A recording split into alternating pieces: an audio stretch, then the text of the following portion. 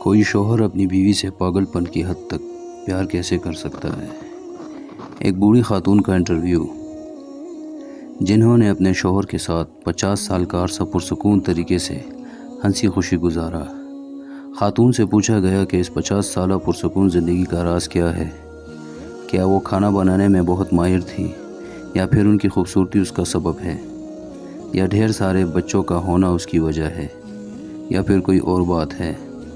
بوڑھی خاتون نے جواب دیا، پرسکون شادی شدہ زندگی کا دار و مدار اللہ کی توفیق کے بعد عورت کے ہاتھ میں ہے۔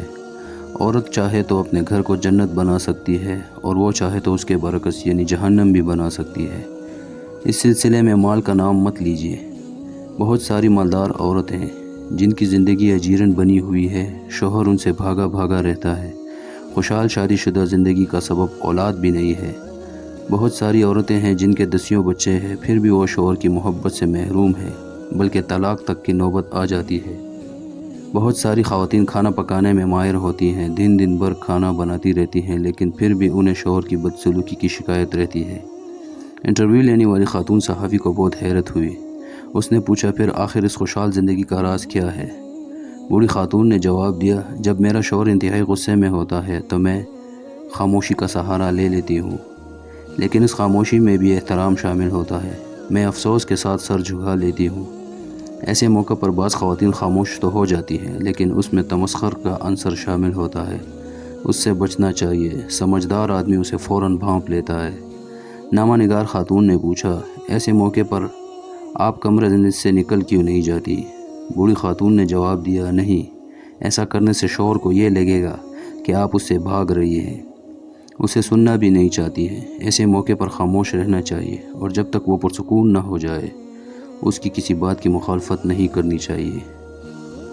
جب شوہر کسی حد تک پرسکون ہو جاتا ہے تو میں کہتی ہوں، پوری ہو گئی آپ کی بات، پھر میں کمرے سے چلی جاتی ہوں، کیونکہ شوہر بول بول کر تھک چکا ہوتا ہے، اور چیخنے چلانے کے بعد اب اسے تھوڑے آرام کی ضرورت ہوتی ہے۔ میں کمرے سے نکل جاتی ہوں اور اپنے معمول کے کاموں میں مصروف ہو جاتی ہوں۔ خاتون صحافی نے پوچھا، اس کے بعد آپ کیا کرتی ہیں؟ کیا آپ بول چال بند کرنے کا اسلوب اپناتی ہیں؟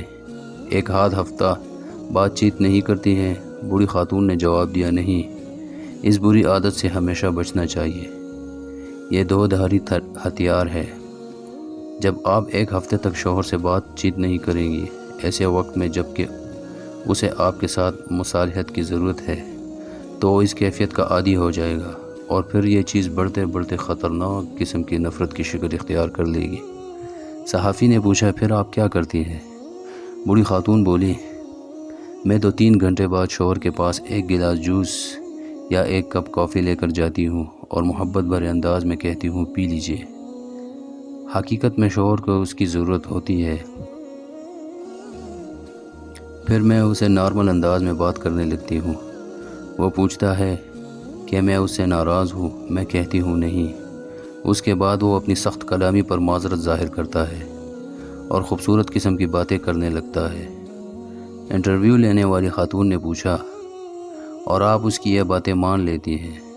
بوڑھی خاتون بولی، بالکل، میں کوئی اناڑی تھوڑی ہوں، مجھے اپنے آپ پر پورا بھروسہ ہوتا ہے۔ کیا آپ چاہتی ہیں کہ میرا شوہر جب غصے میں ہو تو میں اس کی ہر بات کا یقین کر لوں، اور جب وہ پرسکون ہو تو اس کی کوئی بات نہ مانوں؟ خاتون صحافی سے پوچھا، اور آپ کی عزت نفس یعنی کہ سیلف ریسپیکٹ؟ بوڑھی خاتون بولی، پہلی بات تو یہ ہے کہ میری عزت نفس اسی وقت ہے جب میرا شوہر مجھ سے راضی ہو اور ہماری شادی شدہ زندگی پرسکون ہو۔ دوسری بات یہ ہے کہ شوہر بیوی کے درمیان عزت نفس نام کی کوئی چیز نہیں ہوتی۔ جب مرد و عورت ایک دوسرے کے لباس ہیں تو پھر کیسی عزت نفس؟